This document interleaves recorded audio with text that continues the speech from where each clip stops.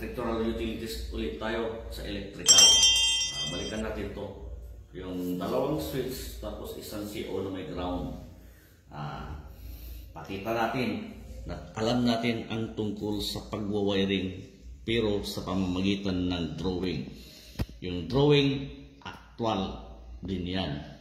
Yan yung presentation na mangyayari sa actual. Yung tungkol sa drawing. Yan.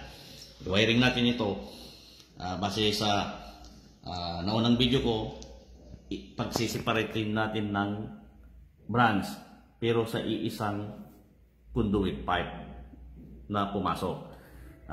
Di ba ang ilaw is number 14 or 2.0 mm square. Samantalang ang CO is number 12 or 3.5 mm square. Diba? Kaya pagseparatin natin. Yung kanina na video ko combine sa iisang branch ng sirkito. Ngayon, pag-iwalayin natin. Yan. Ito yung brown tapos yung red, isang branch na para sa ilaw. Yan. Tapos yung blue tapos yellow para sa CO. Tapos yung ground. Yan. Bilang na bilang natin yung mga wires, di ba? Kaya, yung sa pagde-design ng electrical, kung minsan nakikita natin doon, 20 mm diameter PVC pipe. Depende po sa wiring yon. Diba? Hindi pwedeng pari-parihas. Ngayon, wiring natin. Wiring na natin ng tama. Yung kanina, presentation, paano din ang wiring nito sa iba-ibang sitwasyon. Pero ito na yung, kung tutuusin, ito yung dapat. Kung tutuusin din, dapat magka-separate din ng conduit pipe. Kasi pag may problema sa isang sirkito, kunyari, nagka-problema dito, madadama ito. Kunyari, nag-short circuit, nasunog yan. Dapat din yung mga kasama niyang wire. Dapat, yung madadamay lang yung sarili niya. Walang ibang madadamay. Di ba? Ayan. Wiring natin. Pasok dito. Yung likod, di ba? Doon. Jumper. Yan. Diba? Ito yung switch. Ganyan. I-switch on mo. Switch on. Yun. Balik sa ilaw kung ano yung control niya. Yan. May bumbilya na. Nilagyan ko na ng bumbilya. Yun.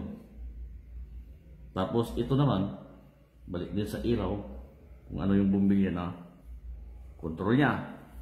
Yan. Yung return niya, ito. Doon, kunyari splice. Tapos ito, doon din magi-splice. Parallel connection kasi, di ba? Ngayon, ito naman. Yung red na yon, assume natin na ganito kasi. Gawin natin yellow na to. Kasi para makita na separate sila. Diba? So yellow tayo. Yung splice nito, doon, connection pa lang, hindi splice. Kasi pag wala ng splice, hindi kagaya doon sa example ko kanina, kailangan talagang mag-splicing kasi example, ito. Diba? Kasi kailangan mag-splice dyan kasi hindi naman pwedeng mag-jumper dyan. Depende nga eh. Diba? Tapos yung isa, ano yung isa? Wala nang splice, direkta na. Nangyari, ito yung wire, ganun ka agad. Kasi jumper na, yun, supply yan. Tapos ito yung mga pabalik sa ilaw na. Ito, direkta na rin. Wala nang splice. Diba? Yan yun.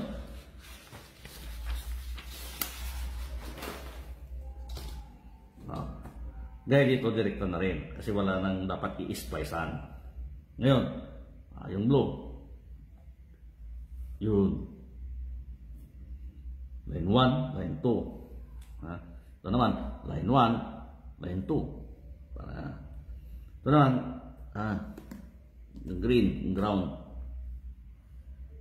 Yan. Diba?